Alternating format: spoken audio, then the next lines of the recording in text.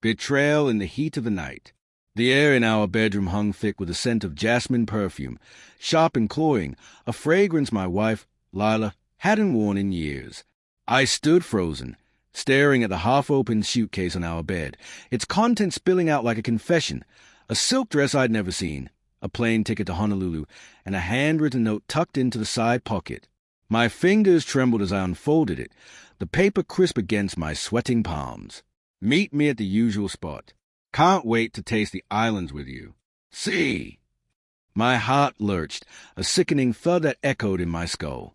Lila's laughter from the kitchen, light and carefree, sliced through the silence like a blade. For weeks, I'd sensed a shift. Her late nights at the gallery, her phone angled just out of my view, the way her eyes darted away when I asked about her day. I'd chalked it up to stress, to her chasing promotion, to my own insecurities as a 42-year-old architect whose hair was thinning faster than our conversations. But this note, this jagged piece of truth, burned away my excuses. I stuffed it back into the suitcase, my chest tight with a cocktail of dread and fury, and called out, "Lila, can you come here?" Her footsteps padded closer, each one a ticking bomb. She appeared in the doorway, her auburn hair catching the lamplight, her smile faltering as she saw the suitcase. "Evan, what's wrong?" Her voice was haunted, but I caught the tremor beneath it, a crack in her perfect facade. I held up the ticket, my hand steady despite the storm inside me. "Hawaii, huh? You didn't mention a trip." My tone was calm, but it carried the weight of accusation. Her eyes widened, just a flicker, before she laughed, a brittle, practice sound. "Oh, that? It's a work thing. Last-minute conference. I was going to tell you tonight." She stepped closer, her hand brushing my arm, but her touch felt like a stranger's. I pulled away, the note burning a hole in my pocket. "Wake," I repeated, my voice low, testing her. "With someone named C." Her face froze, the color draining from her cheeks like water from a cracked vase. For a moment, I wanted her to deny it, to weave a story I could cling to, but the silence stretched, heavy and damning. "Evan, it's not what you think," she whispered, but her eyes betrayed her, darting to the suitcase as if it might swallow her secrets. I wanted to scream, to demand answers, but instead, I turned and walked out, the note crumpling in my fist. The house felt too small, the walls closing in with every memory of our 10 years together, her head on my shoulder during late-night movies, her teasing grin when I burned dinner, the promises we'd made under a starlit sky. Had it all been a lie? Outside, the summer night was sticky, the cicadas screaming in the trees. I sat on the porch, my mind spiraling. Who was C? A colleague? A stranger? The name felt like a splinter under my skin, sharp and impossible to ignore. I thought of her recent trips, her sudden interest in networking events, the way she'd started locking her phone. Each memory was a breadcrumb leading to this moment, and I'd been too blind, or too afraid, to follow the trail. The next morning, Lila was gone. A post-it on the fridge read, "Need space. Be back in a week." No apology, no explanation, just her absence, as loud as a slammed door. I spent the day in a haze, replaying every moment, searching for clues I'd missed. By evening, I couldn't stand the quiet. I grabbed my laptop and did something I'd never imagined. I hacked into her email. It wasn't hard. She'd used the same password for years, a detail that now felt like a cruel irony.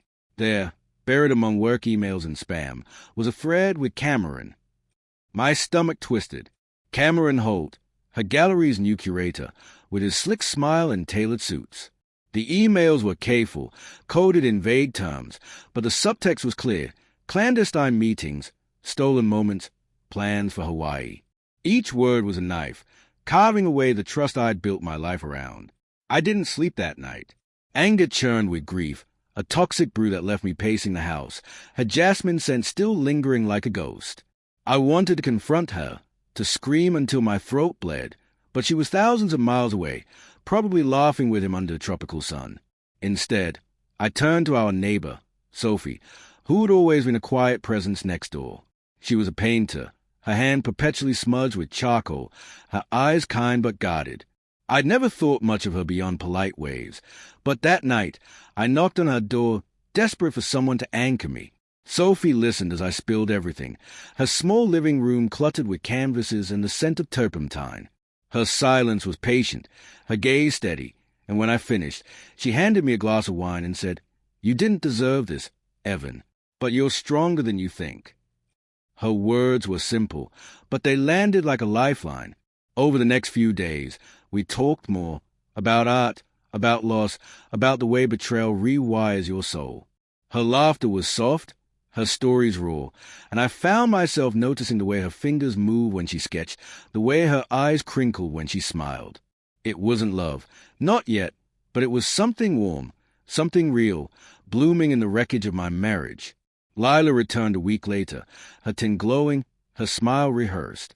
She tried to act as if nothing had changed, chattering about the conference, but I saw the guilt in her fidgeting hands, the way she avoided my gaze. I waited until dinner, the clink of forks against plates the only sound, before I slid a printed email across the table. "Cameron says you're a natural at keeping secrets," I said, my voice steady despite the fire in my chest. "Care to explain?" Her fork froze midair, her eyes locking onto the paper. For a moment, I thought she'd cry, but instead, she laughed, a sharp, defensive sound. "You went through my emails? That's low, Evan." She stood, her chair scraping the floor, and I saw it then, not remorse, but defiance. "Yes, I'm seeing Cameron.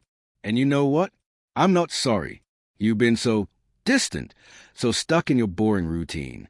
I needed more." Her words were a slap, each one stinging with a weight of blame. I wanted to argue, to remind her of the nights I'd stayed up planning our future, the sacrifices I'd made for her dreams. But the truth was colder.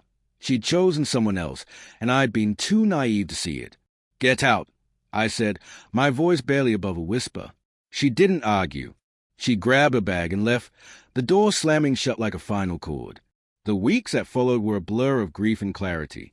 I sold the house, unable to live in a space tainted by a betrayal. Sophie helped me pack, her presence a quiet strength. One night, as we sorted through old photos, her hand brushed mine, and I didn't pull away. We kissed under the dim glow of a porch light, the air heavy with the promise of something new. It wasn't a fairy tale. It was messy, uncertain, born from pain. But it was honest. Months later, I heard Lila was engaged to Cameron. The news stung, but it didn't break me. I was rebuilding, piece by piece, with Sophie's laughter and late-night talks. The betrayal had shattered me, but it also set me free. As I stood on Sophie's porch, watching the sunset paint the sky in hues of fire, I realized the truth. Sometimes, the worst betrayals lead you to the love you were meant to find.